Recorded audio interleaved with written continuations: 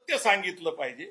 त्यातलं एक उपाय जे ते शिक्षणाचं बजेट वाढवणं आणि दर्जेदार उत्तम शिक्षण माफक दरात देणं ही गोष्ट आहे। आरक्षणाच्या निमित्ताने सर्वांचं समाधान होईल अशी परिस्थिती नाही। सरकारचं डोकं ठिकाण्यावर नाही असं माझं मत आहे, कारण सरकारने पूर्ण एकूण आरक्षणावर स्पष्ट भूमिका घेणं गरजेचं आहे आणि सरकारने सांगितलं पाहिजे किंवा त्यांच्या मर्यादा काय आहेत। सातत्याने उभा राहणारं मागच्या 35 वर्षामध्ये मी तर जवळपास 30 वर्ष सातत्याने याच्यात काम करतोय। मराठी शूद्र नावाचं पुस्तक लिहिलं, आरक्षण नावाचं पुस्तक लिहिलं, त्याच्यानंतर गायकवाड आयोगाबरोबर काम केलं। तुम्हाला आश्चर्य वाटेल की सारथी संस्था ही सरकारने स्थापन केली, तर सारथीमध्ये लाभधारक कोण कोण आहेत? मराठा जात आहे, कुणबी जात आहे आणि त्याच्या उपजाती मराठा आणि कुणबी। हे सरकार एकीकडे सारथी संस्थेचा लाभ देत असताना कुणबी मराठा कुणबी कुणबी मराठ्यांना त्याचा लाभ देते। म्हणजे सरकारला कुणबी मराठा एक असल्याचं मान्य आहे। दुसरं, अण्णासाहेब पाटील आर्थिक विकास महामंडळ याच्यामध्ये कुणाला लाभ मिळतो? तर तिथेही नियम आहे, मराठा कुणबी या दोन जाती आणि उपजाती म्हणून मराठा कुणबी कुणबी मराठा। म्हणजे सरकारच्या दोन जातींमध्ये मराठा कुणबी कुणबी मराठा आरक्षणाच्या बरोबरच या दोन संस्थेमध्ये लाभ मिळतो। गायकवाड आयोगाने जो अहवाल दिला होता त्या अहवालाला सुप्रीम कोर्टाने नाकारलं, बरोबर आहे। हे नाकारल्यानंतर परत देवेंद्र फडणवीस सरकारने नव्याने एसीबीसी वर्ग तयार केला। एसीबीसी वर्गाचा अर्थ काय? Socially educationally backward class. सरकार काय म्हणतं? 10% मराठा समाजाला एसीबीसी, जे काही त्यांच्या अधिकारात नाहीये ते टिकणार नाही। हा तर पुढचा मोठा गोंधळ आहे। पूर्वी 2 वेळा ईएसबीसी एसीबीसी रद्द झालेलं आहे, त्यामुळे ज्यांना शिक्षणास पात्र म्हणून मिळालेले ऍडमिशन त्यांना नंतर फी भरायला लागल्या आणि ज्यांना नोकऱ्या लागल्या त्यांच्या नोकऱ्या लटकत राहिल्या, कारण एससी एसटी ओबीसीचा कोटा भरलेला होता। एसीबीसी रद्द झाला आणि त्याच्यामध्ये अनेक तरुणांची खूप प्रचंड नुकसान झालं आणि आता सुद्धा एसीबीसी मधून जी भरती केली जाते ती सुद्धा टिकणार नाही। सरकार एकीकडे मराठा समाजाला ओबीसीचं status socially educationally backward class म्हणून देतं, परंतु मराठा समाजाचा ओबीसी मध्ये सरसकट समावेश करत नाही। तर याच्यावर बराच खल झालेला आहे, परंतु मला त्याच्यात फार काही बोलायचं नाहीये।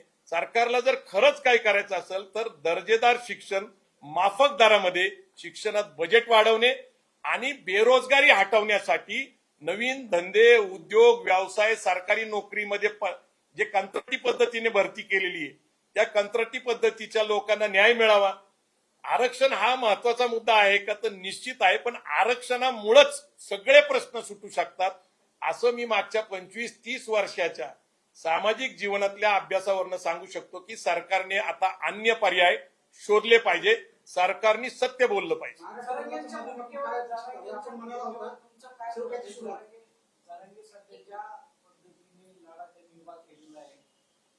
सरसकट पाहिजे नाही पाहिजे याच्यावर तुमची भूमिका काय? प्रवीण गायकवाड म्हणून भूमिका काय?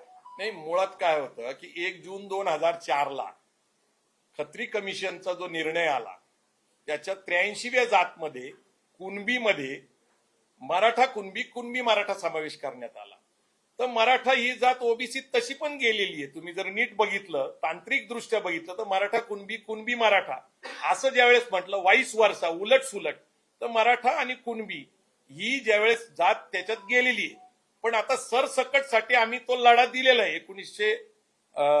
2004 ला निर्णय आला त्यावेळेस पासून आम्ही बरे झाले देवा कुणबी केलो नावाचा एक कार्यक्रम घेऊन महाराष्ट्रात गेलो होतो। महाराष्ट्रामध्ये प्रबोधन केलं। मराठा समाज मागासवर्गीय म्हणून एक व्याख्यानाचा विषय घेऊन महाराष्ट्रात गेलो होतो।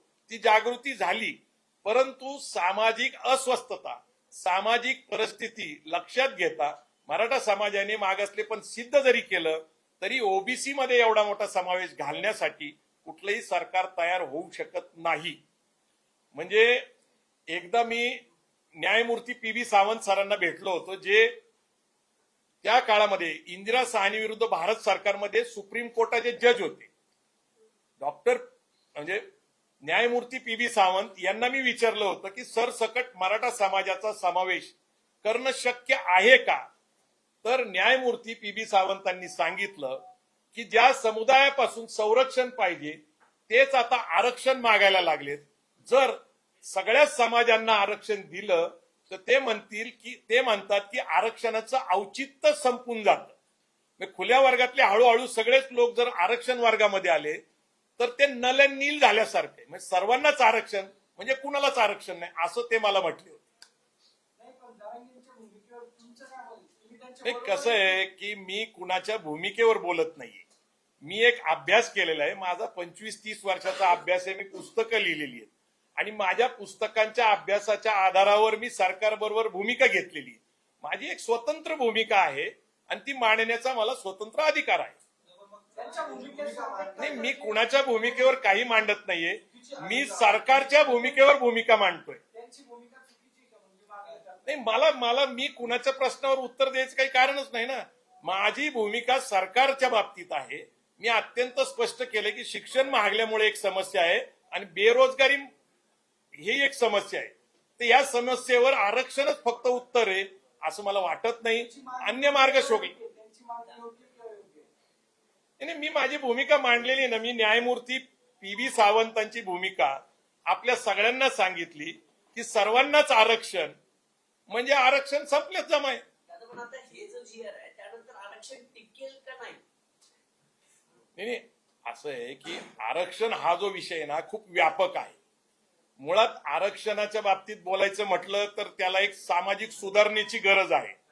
मुळात तुम्ही लक्षात घेत नाही की आरक्षण का मागितलं जातंय मराठा समाजाकडून पण आणि ओबीसी समाजाकडून पण. तर त्यांना वाटतं की माफक दरातलं शिक्षण मिळावं आणि नोकरी मिळावी सरकारमध्ये. आता सरकार नोकर भरती करत नाही आणि खासगीकरणामुळे नोकऱ्या कमी झाल्या. म्हणजे सरकारच्या नोकरीचा लाभ होणाऱ्यांची संख्या कमी आहे आणि महागलेलं शिक्षण. मुळात समस्या वेगळी आहे आणि त्याच्या मागणीचा जो मार्ग आहे तर सगळ्यांना असं वाटतं की शाश्वत आहे आरक्षण आणि त्या मार्गातनं न्याय मिळेल. परंतु तो एकच मार्ग आहे असं नाही. मी तुम्हाला मगाशी जे सांगितलं की मेरिट जर बघितलं तर 1-2 टक्क्यावर गेलेले.